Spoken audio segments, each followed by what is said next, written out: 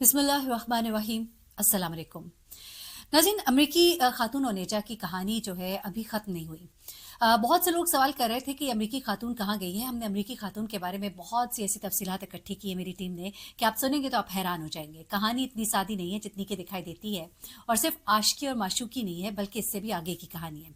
सबसे पहले तो ये कि अमरीकी खातून ना छिपा वेलफेयर के पास है, ना वो अब उस हॉस्पिटल में है, जिना हॉस्पिटल कराची, जहाँ शुबा जहनी अमराज में उनको दाखिल कराया गया था, बल्कि अब वो पुलिस कस्टडी में है और अमेरिकन एम्बेसी भी अब राबते में है उनके साथ। लेकिन ऐसी क्या वजह है, ये खातून क्या इतनी पहुंची हुई है कि अमेरिकन एम्बेसी जो है इसको वापस ले जाने में नाकाम है? पाकिस्तानी हुकूमत जो है उसके इतने हाथ बंधे हुए हैं कि वो उसको बाहर भेज ही नहीं सकते, वापस ही नहीं भेज सकते। वो जहाज में जाकर शोर मचाना शुरू कर देती हैं और उसके बाद उनको वापस ले आया जाता है, उनकी मेहमान नवाजी की जाती है। हमें बड़ा एतराज़ होता है क्योंकि हम अगर वहाँ होते और हमारे साथ हम ये अगर करते तो हमारे साथ क्या होता है, या बहुत बेहतर से जानते हैं किस तरह से हमें ठुड्डा मार के निकाला जाता। लेकिन यहाँ पर तो आप उस अमरीकी खातून की आनियाँ जानियाँ देखिए, जितना उनके आगे पीछे घूमा जा रहा है, जितना उनको प्रोटोकॉल दिया जा रहा है।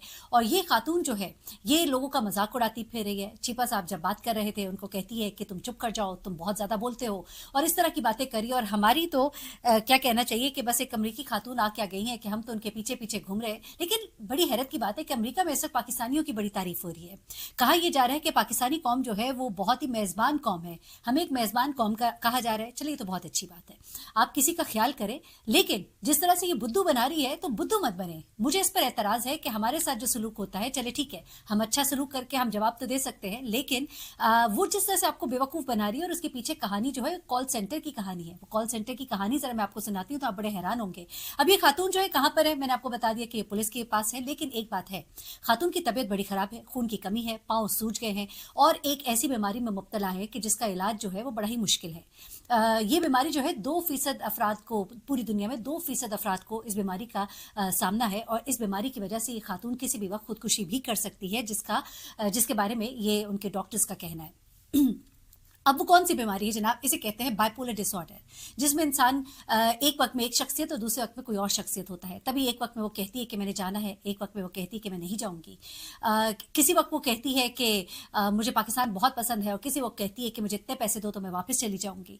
तो ये बाइपोलर डिसऑर्डर का शिकार है, ये कहना है इनके डॉक्टर्स का जिन्होंने इनको अभी चेक किया है। इनके बेटे का भी एक बयान सामने आया, उसमें भी उसने कहा कि मेरी वालदा जो है वो सेहत उनकी ठीक नहीं है और जहनी तौर पर बीमार है। उसका भी यही बयान था। अब हॉस्पिटल में जो बड़े बड़े डॉक्टर्स हैं हमारे पाकिस्तान के, वो भी यही कह रहे हैं। लेकिन इस खातून का एक क्रिमिनल रिकॉर्ड भी है, जहां पर के अमेरिका में रहते हुए इसने एक घर के अंदर दाखिल होकर उस घर पर कब्जा करने की कोशिश भी की थी। अब ये खातून जो है यहाँ पर जिस तरह से फंसी है, और अहमद निदाल ने इसके बारे में क्या बताया, जरा मैं पहले आपको वो बता देती हूँ। खातून की तबीयत के बारे में आपको बता दिया कि उनकी हालत जो है वो वाकईतन ठीक नहीं है, और हमने खुद भी देखा कि वहां पर भी उनकी हालत थोड़ी सी मतलब डिस्टर्ब दिखाई दे रही थी, सांस फूल रहा था, तबीयत खराब थी, नासाज थी। हॉस्पिटल में इनको खून की बोतलें भी लगी हैं, ये भी सुनने में आया है। अब अहमद निदाल साहब जो है अपनी साइड की कहानी सुनाते हैं, लेकिन फिर मैं आपको कॉल सेंटर की कहानी सुनाऊंगी। जनाब, अहमद निदाल जो है, इन्होंने क्या किया कि जब इनके साथ कहानियां डाली और इश्क मुआशके किए, तो इनके जहन में तो कहीं भी दूर दूर तक नहीं था कि ये खातून इतना आकर इनको चिमट जाएंगी। साथ ही साथ इसके जहन में ये भी नहीं था कि ये इस कदर ऐसी मतलब बड़ी उम्र की खातून निकलेंगी। अब अहमद निदाल को जो इन्होंने तस्वीरें दिखाई, तो अहमद निदाल कहता है कि जनाब वो तस्वीरें तो ऐसी थी कि मैं तो इन्हें बड़ा नौजवान लड़की समझा था, और मैं तो मुझे पता ही नहीं था कि ये कौन है। वो कहता है कि मैं एयरपोर्ट पर जब इनको लेने के लिए पहुंचा तो मैं तो किसी और को देख रहा था, लेकिन मुझे तो वो खातून कहीं नजर नहीं आई। उसके बाद ये खातून जो है ये कहीं पीछे से आई और एकदम इसने मुझे गले लगाने की कोशिश की।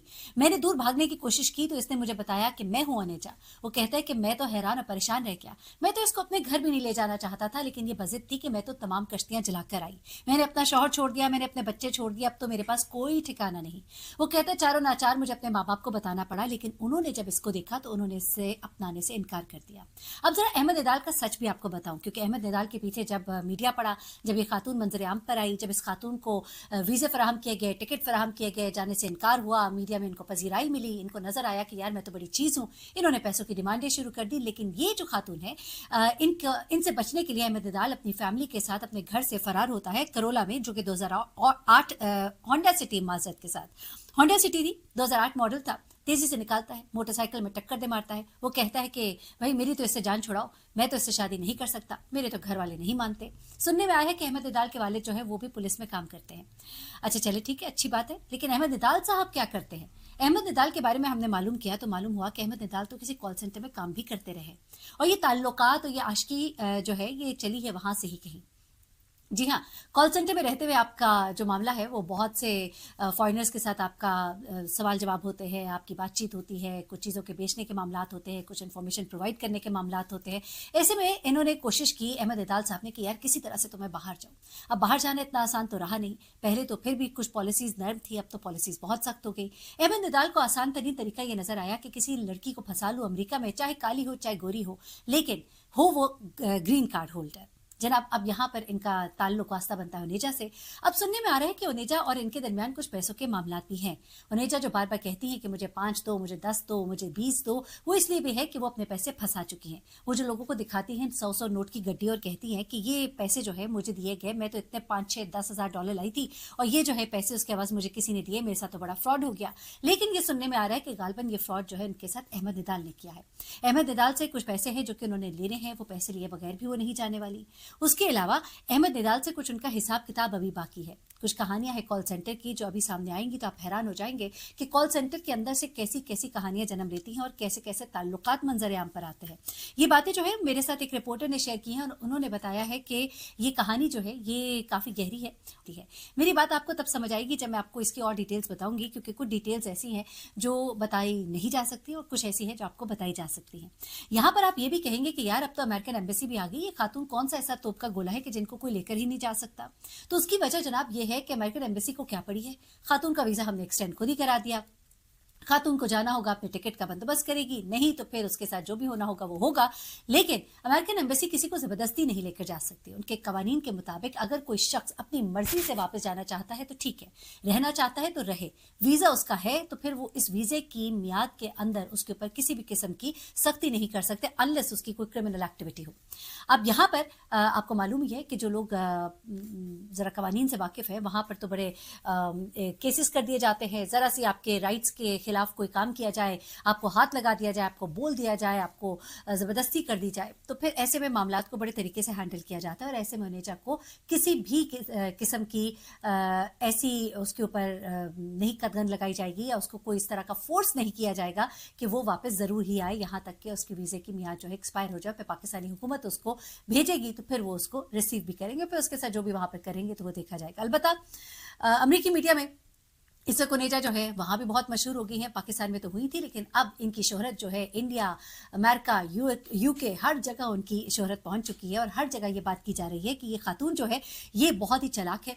और अब वहाँ का मीडिया ये कहता है कि भाई हमें इसकी ज़रूरत नहीं है, इसको अपने पास ही रखो और हमें हमारे पास वापस मत भेजो। तो जनाब ये अब वहाँ पर हो रहा है। अलबत्ता पाकिस्तान की बहुत तारीफ़ हो रही है लेकिन तारीफ़ जो है वो इज़्ज़त के साथ होनी चाहिए। अपनी इज़्ज़त को संभाल के रखना चाहिए हमें और ऐसे नहीं कि बस बिच बिच जाए बगैर देखे कोई क्रिमिनल है नहीं है, बगैर जाने कि बस अमरीकी है, ऐसा तो नहीं होता।